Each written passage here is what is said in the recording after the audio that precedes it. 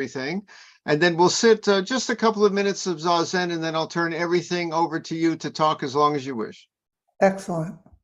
And then we'll have a little, if people have questions, they can go. Shall we start it, Bjorn? Let me know when we're going. I already did, and if people look at the bottom at the chat, there's a little announcement. If anyone is here for the scheduled Sunday sit, we have a little overlap in schedule. So if anyone's here to sit with Washin, we've moved that to a different room, and the link is in there in the chat window. Yes, those who have come to sit with our priest in Ukraine, we very much apologize. We had my mistake, completely my fault. We had a little time overlap, but you're welcome to sit with us today too. Our guest today is a wonderful priest who has something very timely to say, Jill Shunzan Kaplan, who in this this time after COVID, when we've become so, shall we say, hooked on social media and Zoom and the internet, because that's all we had the last 3 years, is here to remind us of something that it's a good tool, but we shouldn't be so hooked. It's an essay she wrote for a wonderful book called Zen for Challenging Times. We've been introducing several of the teachers for that. And it's a book filled with wisdom on many subjects, but today our subject is sitting here on the internet, talking over Zoom, how we can use this in a lovely way and a beautiful way without hurting ourselves. That's our subject today. So, Jill, I want to thank you for being here. If you don't know, Jill is the teacher and founder of the Zen Heart Sangha. She's in the Suzuki Shunryo lineage. Her teacher was Shungen Merrill, who is just an honor to have anyone, shall I say, with your experience and years of wisdom to come here to be with us today.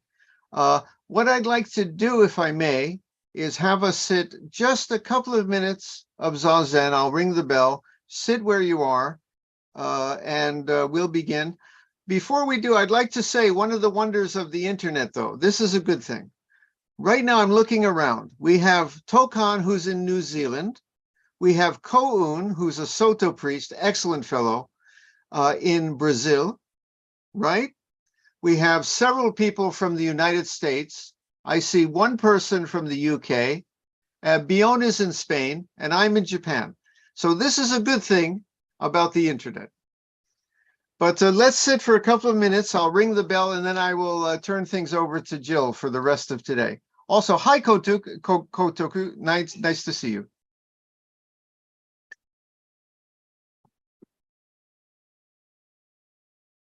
Just sit where you are.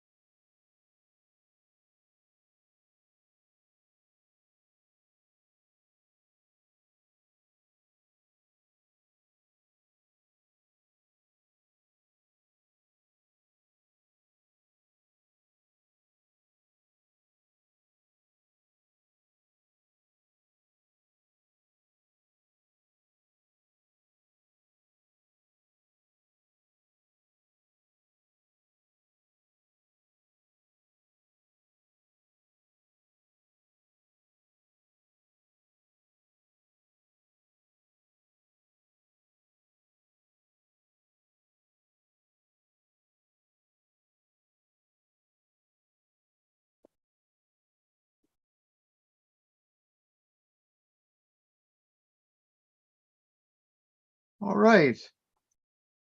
Without further ado, I will turn everything over to Shunzan. I will say that anyone who has questions, who's watching at home, if you drop me an email at jundotreeleaf@gmail.com, I'll be happy to read the questions. And later when we have after Shunzan's talk, jundotreeleaf@gmail.com.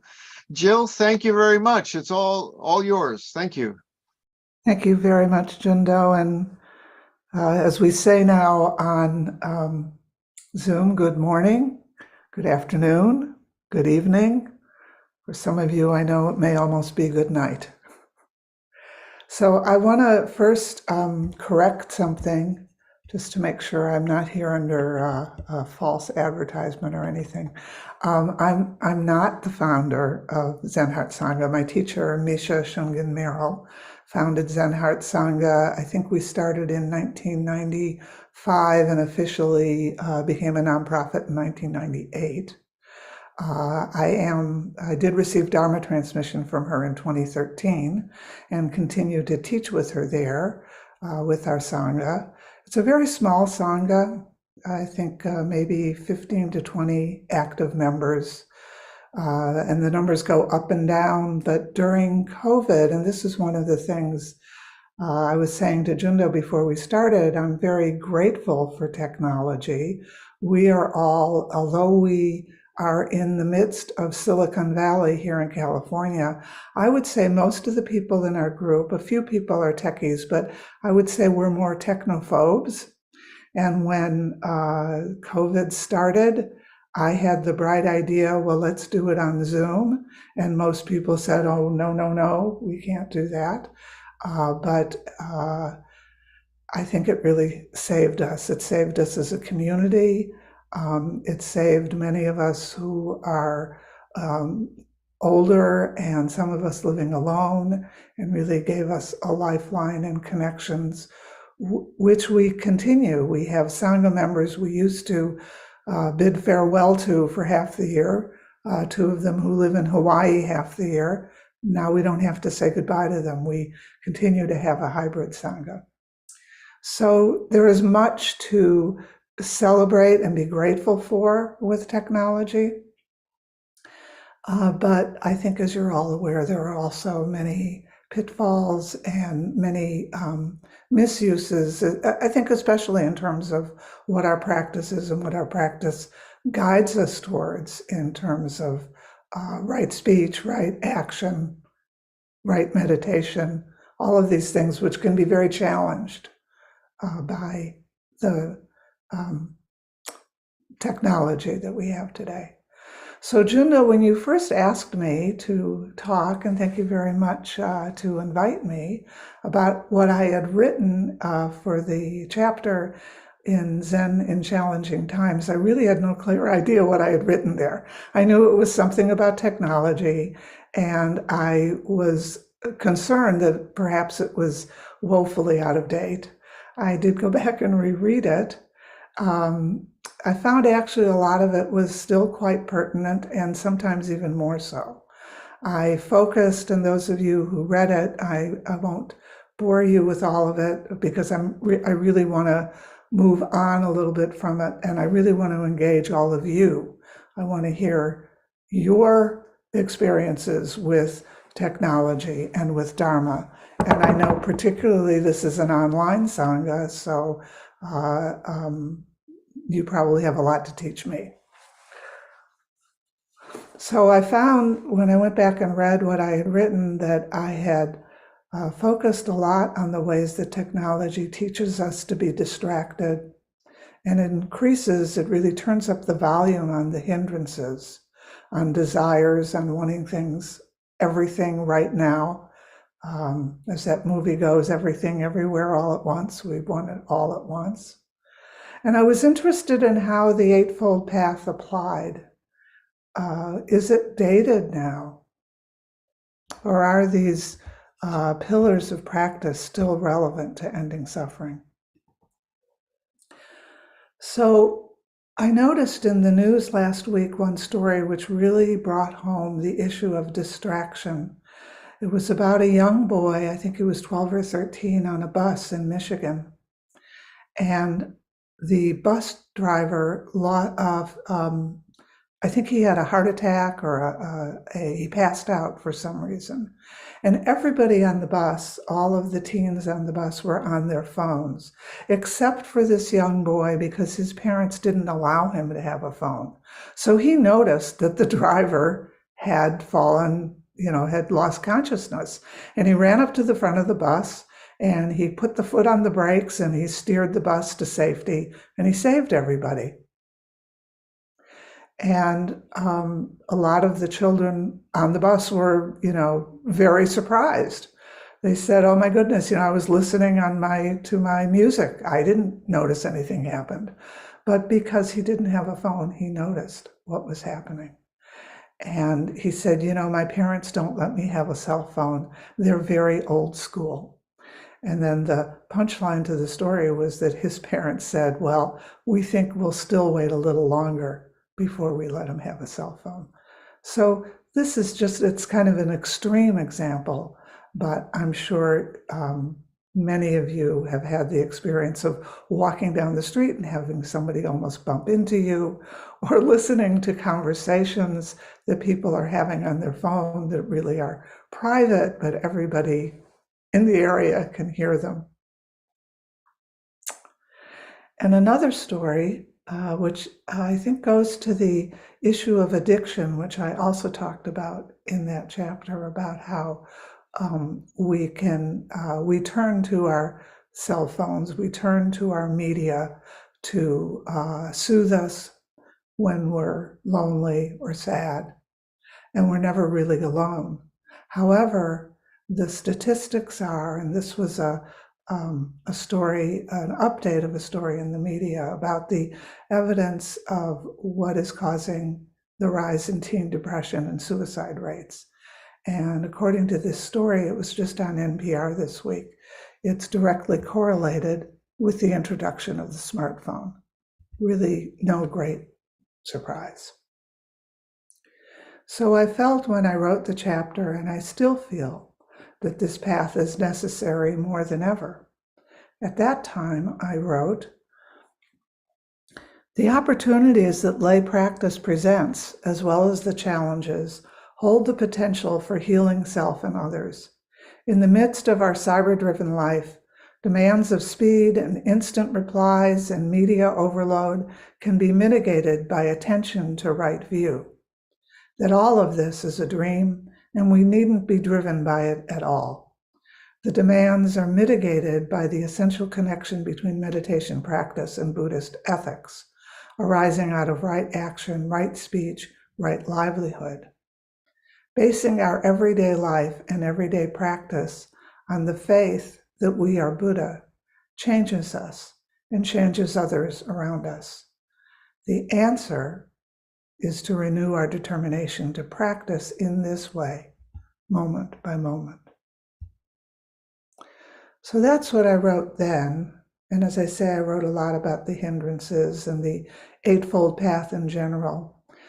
But as I returned to the topic, I found that my focus has, I suppose, sharpened for right now on one aspect of the Eightfold Path, that of right speech, which I think is really challenged when we use a media to communicate more than ever. I don't want to spend too much time today talking. I'd rather engage with all of you and hear your experiences.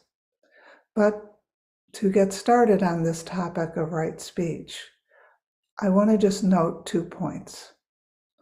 One is, I've always noticed this ever since I first took precepts and going to ordination ceremonies and giving precepts myself, that 3 out of the 10 in our tradition are directly related to right speech. Not lying, not praising self while blaming others, and not slandering. And a 4th one, not harboring ill will, is often quite related to speech. as thoughtless words in anger are all too common. And the second point I want to raise are the guidelines that the Buddha offered for right speech. And these I hold and think about all the time when I can be awake about what it is that I'm going to say.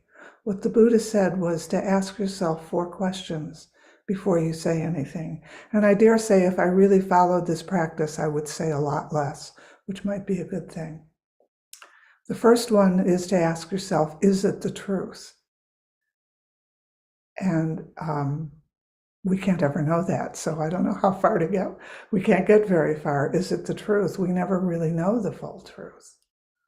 But at least we can think about that. As far as we know, is it the truth? Is it the right time to say this? When somebody's walking out the door in an awful outfit on their way to deliver a lecture, you don't say, oh, you look awful. That's not the right time. Is it the right place? As I'm saying, like with cell phone conversations, is this really when you want to be saying these words right here in front of everybody? And most important, will it help? Recently, I was involved in sort of, I suppose you could call it an argument over email. And I had said to a friend of mine, Dharma friend of mine, I said, I really want to write back and, sort of set her straight. And she slowed me down by saying, well, will it help her? And I realized that it wouldn't. It would just satisfy my desire to be right. So there are 2 things for me that I think we're confronting right now, that these aspects of, or these considerations about right speech may be helpful. One is, I don't know, you come from many places all around the world, but what I'm very in touch with is the increasing polarization of views in the public conversation. There seems that there are only 2 sides all the time and that they are always opposite. The teachings on the inexhaustibility of delusion teaches us otherwise. And the second one, and I really have not much to say about it, but I think there is a lot of fear and there's a lot of anxiety, a lot of misunderstandings. We don't know what it is, and that's artificial intelligence. For me, by the very nature of what it is, artificial, it can't possibly be the truth. It can't possibly be the Buddha Dharma. But I don't know, because this is, what's new. I suppose maybe it's the way my grandparents felt about the telephone.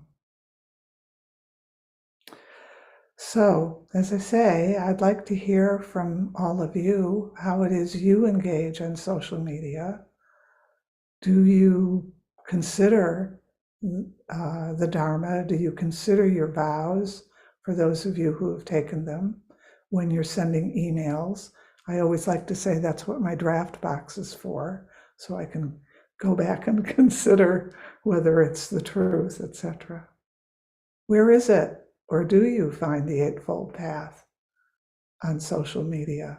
Where do you practice with the precepts?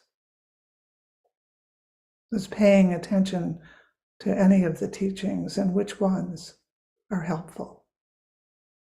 So as I say, I enjoy engaging and hearing and getting to know you. Thank you. Well, thank you. That was right to the heart of it, and I'm very much looking forward to this discussion. But I have to say, it's probably going to be a little biased, because I see at least half the people here are very actively involved in a digital sangha, and some of them are priests there. So they probably have. I don't say it's a representative sample, but anyone raise your hand? Do you have any? Koku, yes. Koku's in the UK. He's one of our priests from Treeleaf. Good afternoon. Good afternoon. Thank you, Shunzan. I must admit, I did read this book a while ago, but then I revisited your essay or your chapter this morning, and I really enjoyed it.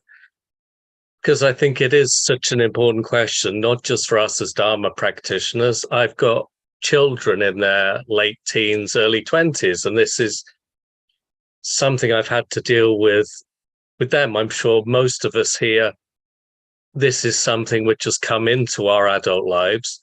Whereas for them, I think the term is they're digital natives. And it's been an experience exploring that myself and watching them grow up with it. My main point is that I've been chronically ill for over 25 years and confined to my immediate, 4 walls for the last 10.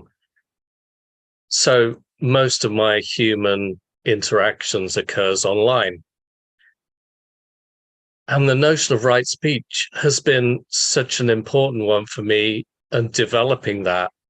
And I've actually used the online space almost as like a training environment to watch, when it happens, when you say something and somebody immediately comes back with a completely different perspective, sometimes including judgments on your character or maybe your parentage, and you feel your heckles rise. And it's been a practice for me watching that happen and trying not to respond. Do I always put it in the draft box? Not always, but it's like an ongoing response. And also when I ordained, something I've always really enjoyed is political satire. The comedians who make fun of our political leaders, especially when they do something very, not immensely wise or skillful. And I suddenly looked, because I used to share videos of these kind of things, the Jon Stewart's and other people of the world. And after ordination, I was like, is this still something I want to be doing or should be doing? Even though I think it does do our politicians quite good to be brought down to reality at times. I thought it goes back to that right speech on slander. Is it slander? I don't know, but it's certainly, there was something that felt quite uncomfortable about it. These were people I didn't really know. I'd only seen through the media, and they just happened to be, by virtue of their job, whatever they were living in public life. So all of their faults, all of their missteps were captured for us to see. And I suddenly felt, okay, it's time for me to stop this, because this is no longer right. It never was right speech. But I guess I felt before I was ordained, I'd still taken the precepts. But when I was ordained, it was suddenly like, no, now I'm actually representing a tradition and a Sangha. And this is no longer something I think is appropriate. So I've definitely seen for myself an evolution along what I consider to be right speech and what isn't. And on the internet, it's a definite, I don't know what I'd call it, melting pot or kind of laboratory by which I think as Zen practitioners, we're doing this. So I'm really grateful for you coming here, giving this talk and kind of placing a focus on this for all of us. So thank you. Thank you, Koku. And, I think the important thing is, and we almost can't help it, I think, it's what a friend of mine calls the curse of awareness. Once we take these precepts, once we start the practice, we really can't turn around and forget it. So the important thing is, of course, that's your consideration, that you think about it and you're aware of it. I have a couple of practices in addition to my draft box. I kind of have a rule for myself. I don't always follow it, but I try, which is if there is a lot of emotion behind an email, either that I receive or that I'm sending, I don't send it right away. And preferably, if I call the person up. Some people don't like that. They want to hide behind, the digital part, but it gets me into trouble so many times. The other thing to watch very carefully is reply all. I think you all know that, but I just had it happen about a month ago. Somebody sent to me, and between the two of us, it was the way we talked together, but she included everybody else on the list. And it was kind of a rant. And, I knew where she was coming from, but a couple of other people said, well, I thought I was helping out, or, whatever it was. So yeah, don't hit reply all, be very careful. Also, don't hit reply all, because not everybody has to hear thank you. When somebody, says something, we don't all have to hear the thank you. That's kind of just an annoyance, though. But thank you for the points you raise, and I wish you every good thing. It must be very hard to be so confined. I've recently had surgery, and so I feel it. It's only for a few weeks that I'm confined here, but that's another practice. So I bow to you for that. Thank you for your thoughts. I don't even, it doesn't really bother me anymore. And having Zoom and having an online Sangha has made life so much. Yeah. I think pre-internet was so hard, but yeah, this makes it a lot better. Because I come here today, listen to your words, see everyone's faces. It's wonderful. Right. Thank you. And it is real. That's what we all keep reminding ourselves. Yes, it's virtual, but it is real. The other thing about Zoom that I have found very helpful for right speech, we've started having all of our business meetings for our Sangha on Zoom. Part of it is you can't interrupt people. And it really teaches you to slow down. You have to. You can also turn the sound off, and you can say what you really want to say, get it out of you, and then be ready to go back to what would be more skillful to say. So there are some benefits to Zoom. So go ahead. I guess Taishi, you may be next. I want to thank you for coming today. It's most important that we hear from you, because many of us are computer illiterate.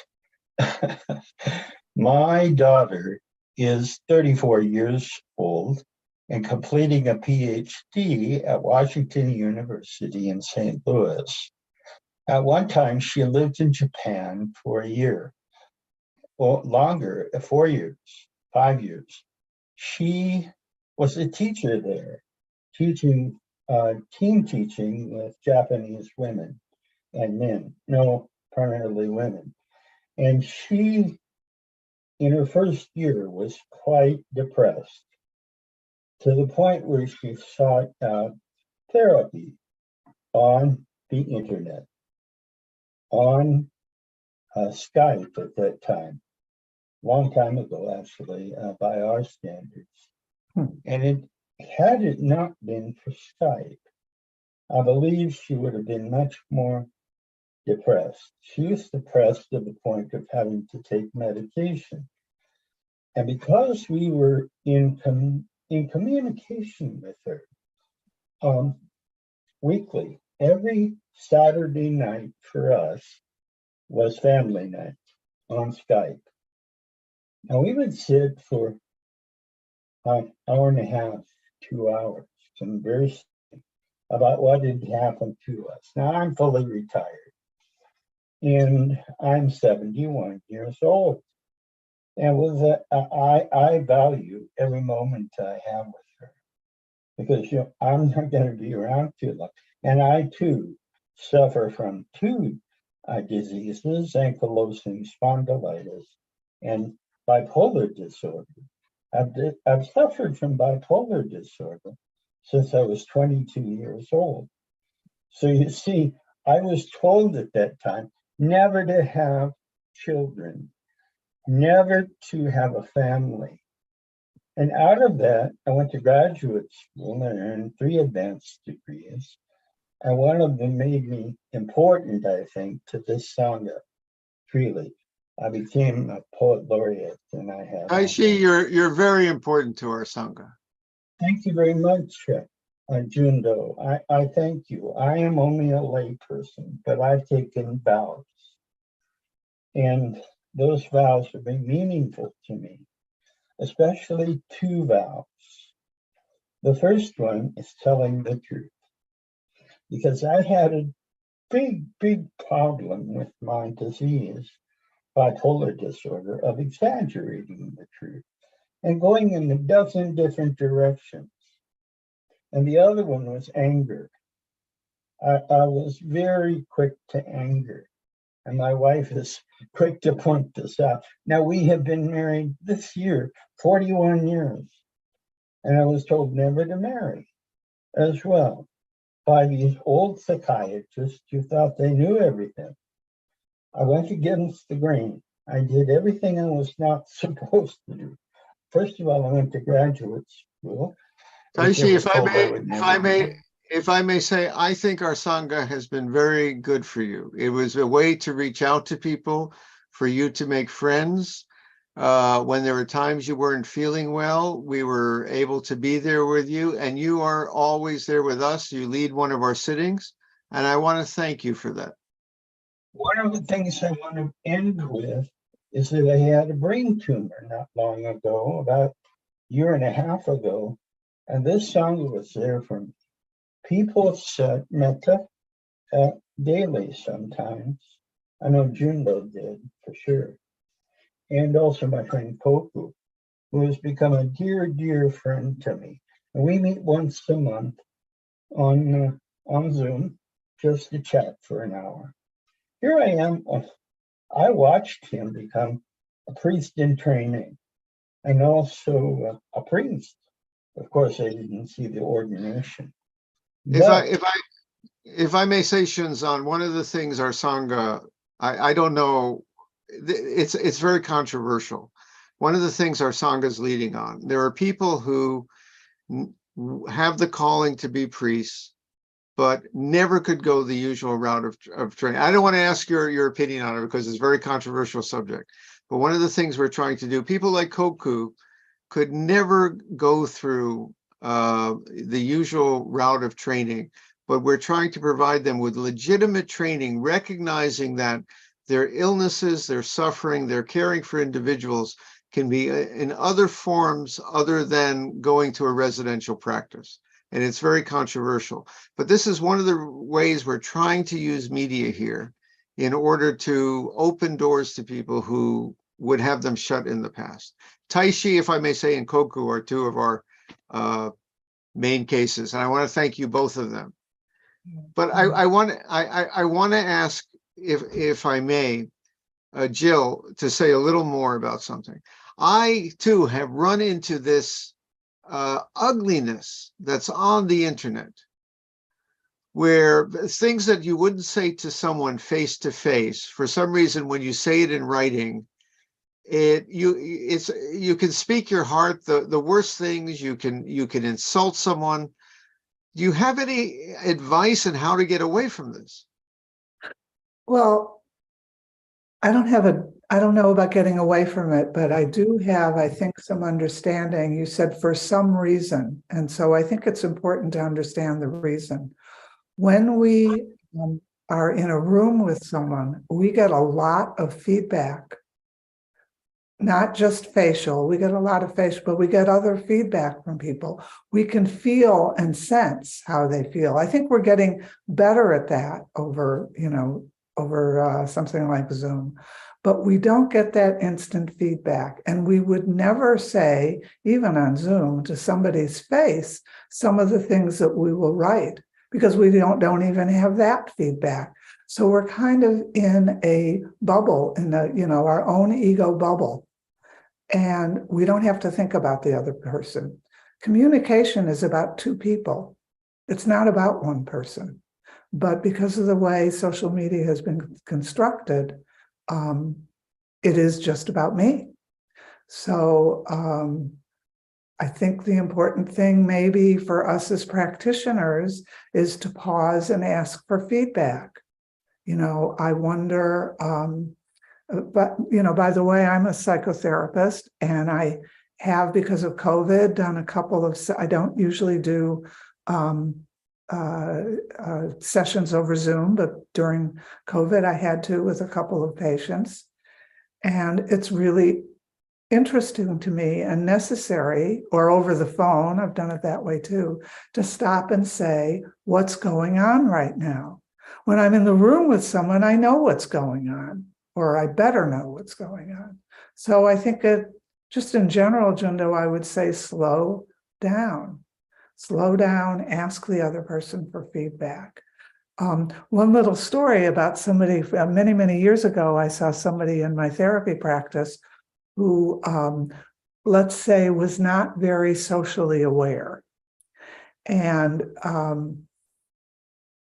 I don't do Facebook, but he does Facebook. And he came in one day and he was very upset because everybody he knew was very mad at him. I said, well, what happened? He said, well, it says on Facebook to say how you're feeling. So, what are you thinking about? And so he had gone on this long rant, and I think it was very political and it was very upsetting to a lot of people. And he said, but it asked, what am I thinking? And I had to explain to him, yeah, but maybe not so literally. Some people might not be happy with that.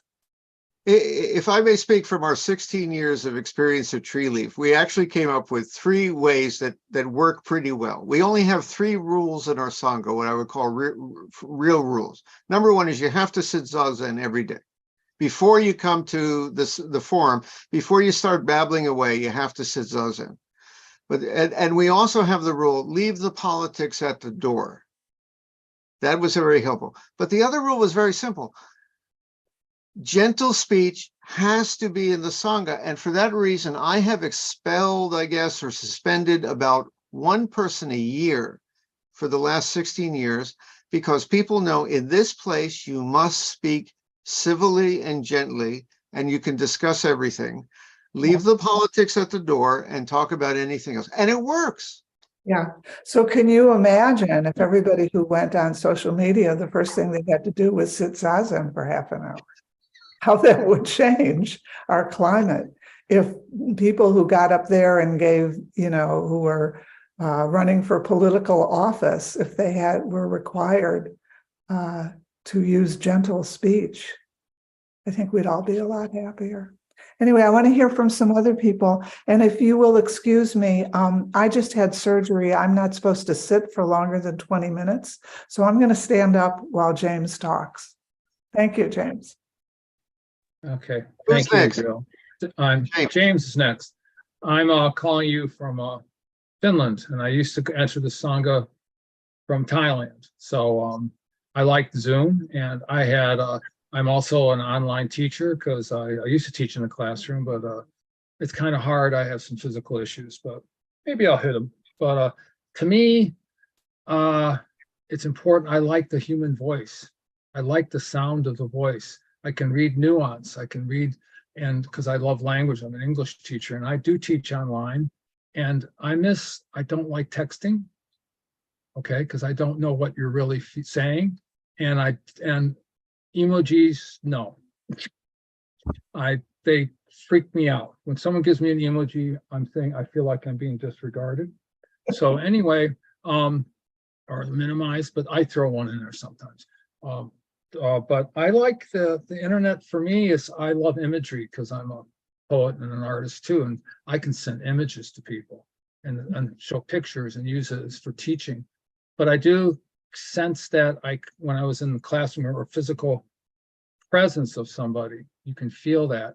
And finally, I'm in Finland now, and Finns don't talk very much. They're very quiet people because they're aware of trees and nature. They'd rather be outside than but they are online with their phones and stuff. But they seem to be more connect. I think the internet can disconnect us from the natural world. I notice people walking around. I said, "Look at the trees," and they're like, they're not being aware. My daughter is homeschooled her, and she's very much become an autodidact. She learns a lot from the internet. But it is about the right speech. I don't use. I used to do comments, and I try to stay away from them because I can be misconstrued, and I can be a little snarky and sarcastic and get into kind of like that mode. And so, but I think it's a mixed blessing because I lived in Thailand and I wasn't connected to my language, and I used the internet before a lot, and I can also get involved with a lot of different sanghas. I go with Chan people. I do the Koreans. I get to be part of a lot of different experience, a lot of different people, and I like that. But I'm living in Finland, and now that COVID's over, there is a Soto Zen center down the road, and I'm Wonderful. get the courage to go sit with people, even though sitting is problematic, and get out there.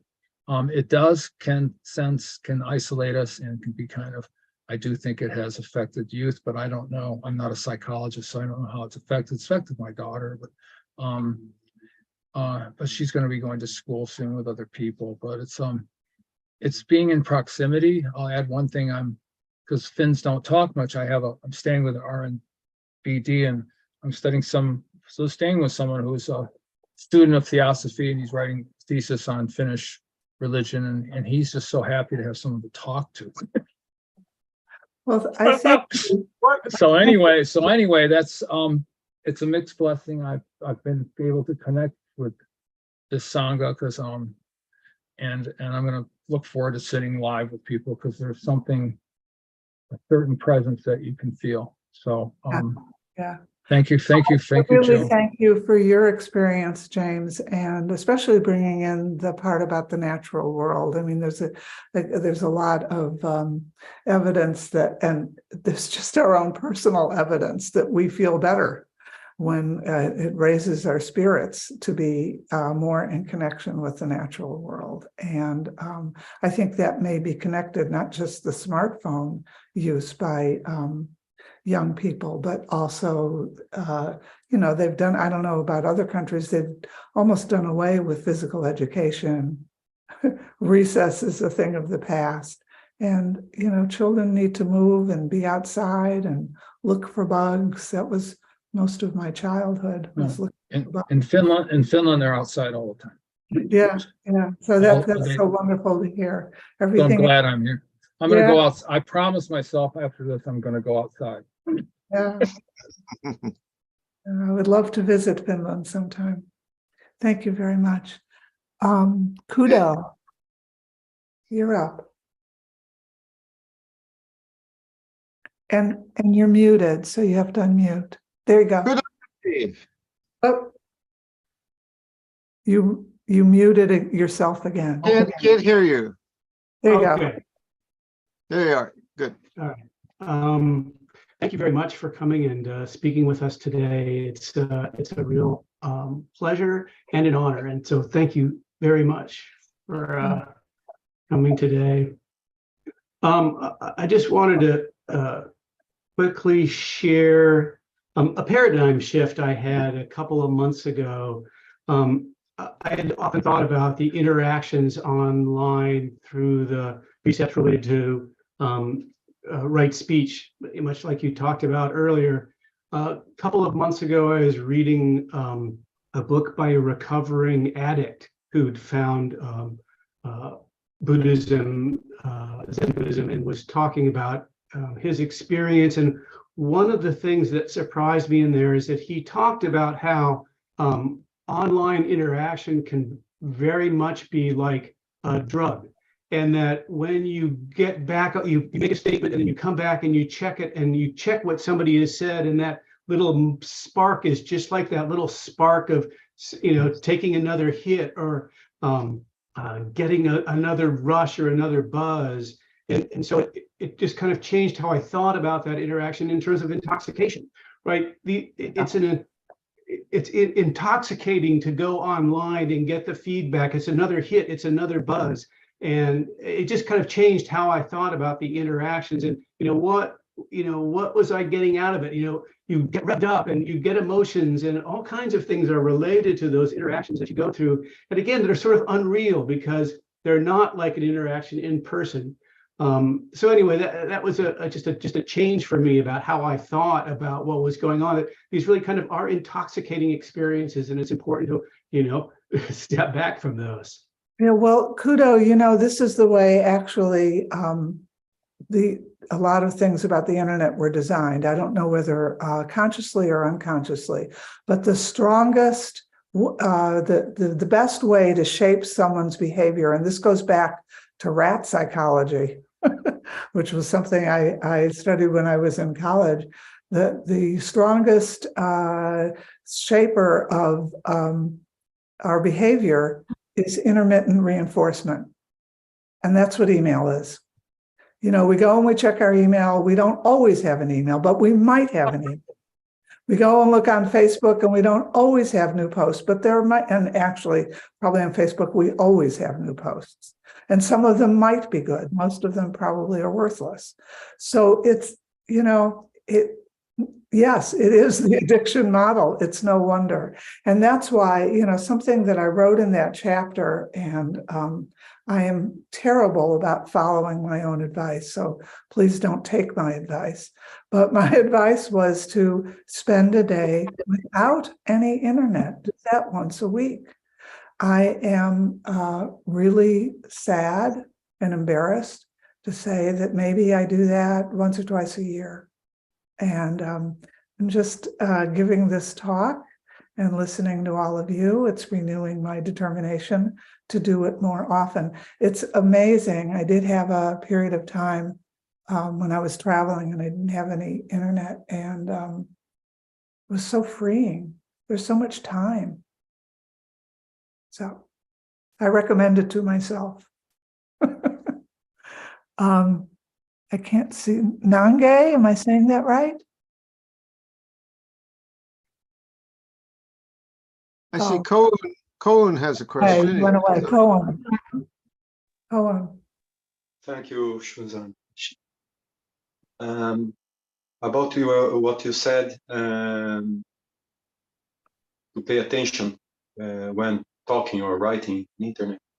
I think Buddha Way is mainly about taking care and of ourselves and others, and all the things. And when we use internet, that means slowing down, because all the hits are very fast, and we are moved to answer fast. So we can develop ways of slowing down. My contribution about that is I developed a personal way of doing.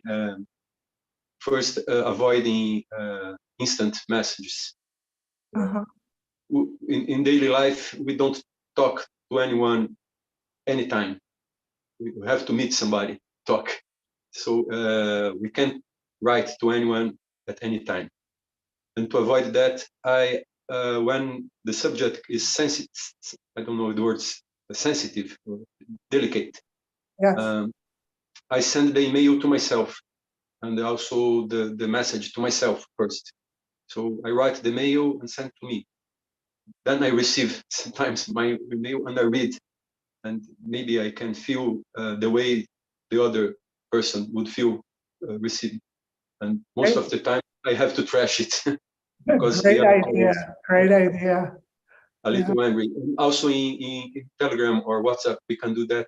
I have a group with just myself, and first I write to myself, and then I read, and then that's a little tip. For me, it works. Maybe it helps others. Thank you. It's wonderful, you know, these practices that we develop, and thanks for sharing that, because someone may pick up something and find it works for them. Thank you.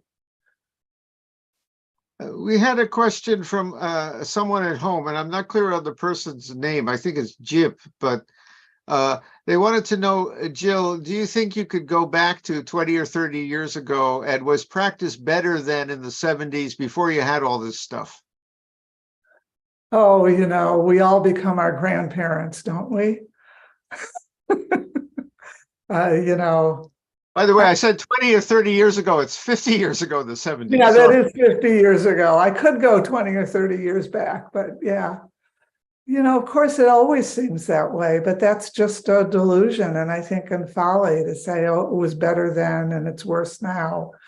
It's better now. There's somebody, I can't remember the name of the guy, I think he's a social scientist, who wrote a book of, we're always talking about how terrible things are and really how much lower poverty rates are, how many fewer people are killed in wars, all of these metrics that are really much, much better. But again, because of, you know, instant news, we hear about bombings and shootings, and we hear about it all the time. So I, as I say, I think that's a fool's errand to try to figure out whether it was better. I think the best moment, I think it's from Wumen, from the Mumen Khan. This is the best season of our life right now, if you're paying attention. Thank you. Another person?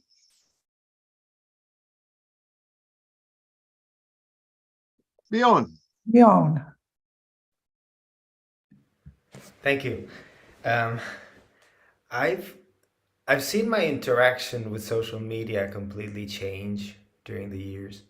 I've watched it appear on the scene all of a sudden, and I watched it kicked open a door. For my voice to the world, all of a sudden, it didn't matter where I was. It didn't matter if I was at home, if I was on my own. I could say something. I could have a reaction to someone else. I could spew out whatever I felt emotionally, instantly. But at the same time, that wide open door was also to let things in. So it took a while to, for it to settle in and for me to understand how I relate to that social media, how, what I see, what I interact with, the people that I follow, the people that I, have interactions with, shape all of my weaknesses in a way.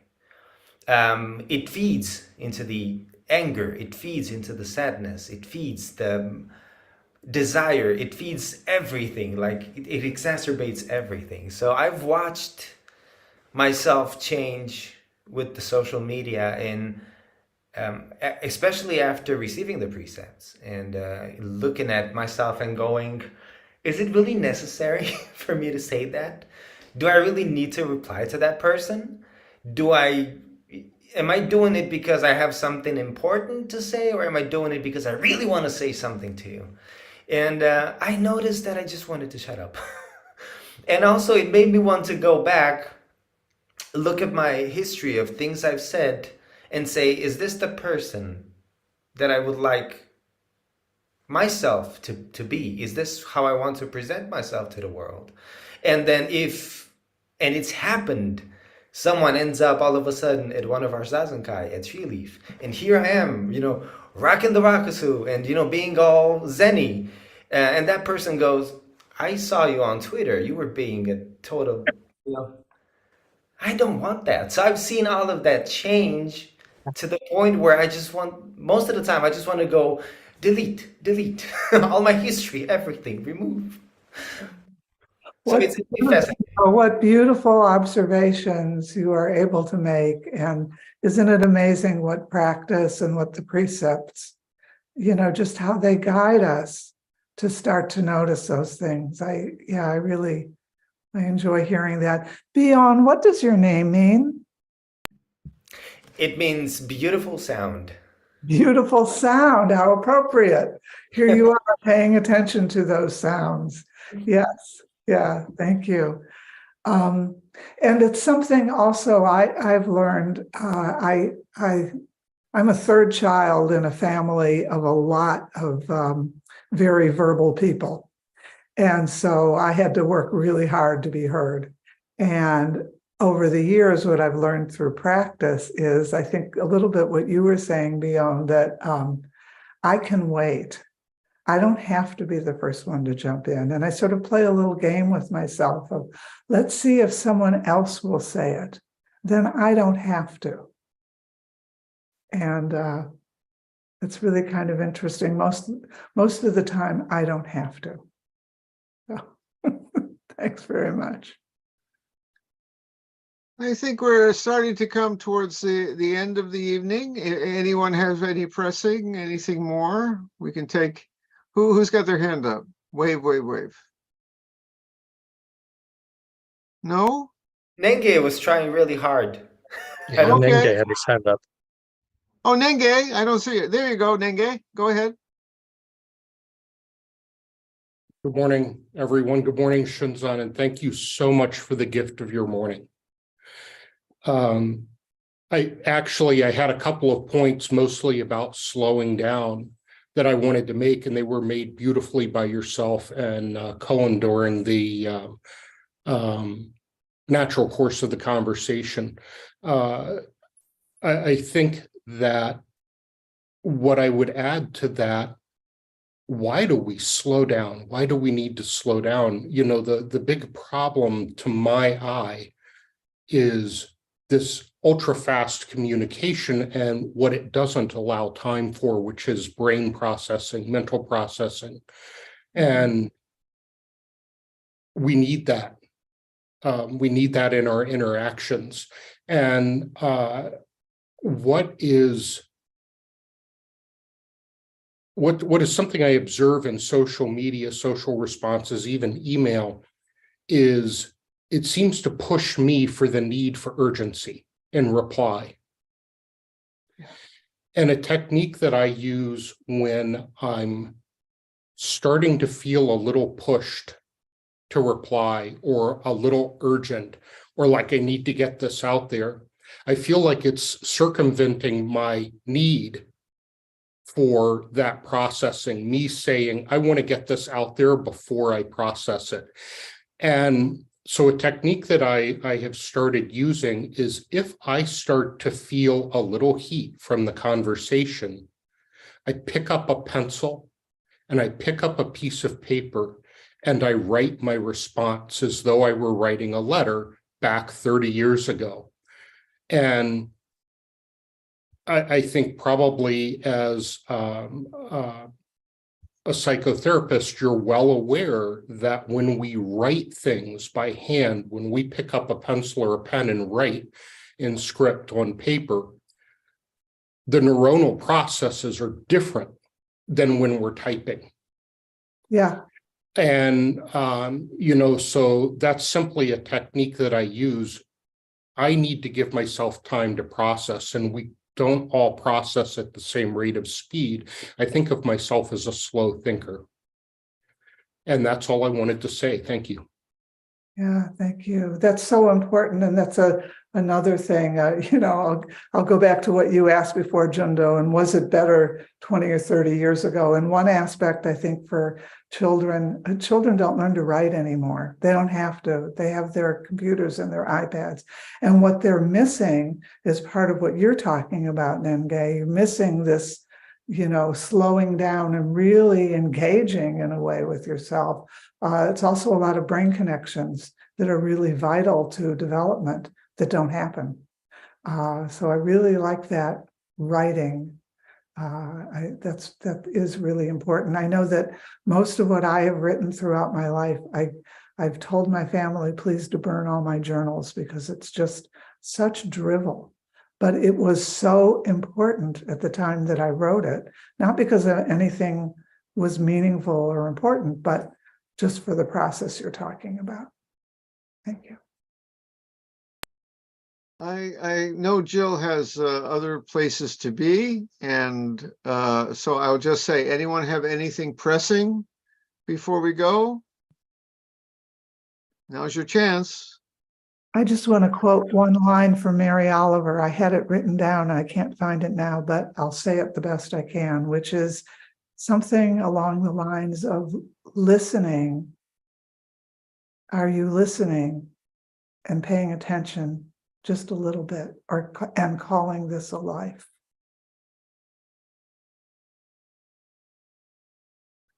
Thank you. That's beautiful, and we really should stop there, but I have to put in one more good word for having a digital Sangha, and that is that it can actually also be a teaching tool in ways that wasn't available before. And I was telling Jill that one of the things we've done is we've turned the process of even going on Zoom and going on YouTube into a ritual, the same as traditionally you would set an altar or do your bows or serve a meal in orioke. We have a YouTube ritual. Now, I know it sounds ridiculous, but why not? So we wrote some Gatha, for example, about the sacredness of pushing the buttons to get on Zoom and get on YouTube. And I'd just like to quote one, if I may. Jill, this is my contribution to the Zen world for being on Zoom. This is one example. We have the streaming service, and we recite this Gatha as we activate the streaming service. In beginning the stream, we humbly vow that all sentient beings everywhere shall enter the stream. Thank you. And let's vow, whether we're on the stream or not on the stream, that we remain in the stream. Thank you. Any closing words, Jill, and we'll send you on your way? That's it. Then I just want to thank everyone for your time to be here. We're going to have, I hope, a series of events this year, several of the teachers. The book is wonderful. Please read the book, Zen for Challenging Times. They cover a variety of situations, and I think, yes, there it is right there. Koku has it.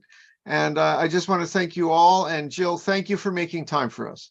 Thank you. And thank you, everyone, for your, I really appreciate hearing your experiences and practices, and I'll adopt what I can remember. Thank you very much. Thank you, everyone. So good morning, good night, and we'll send you on your way. Bye-bye. Thank you, Jill, so much.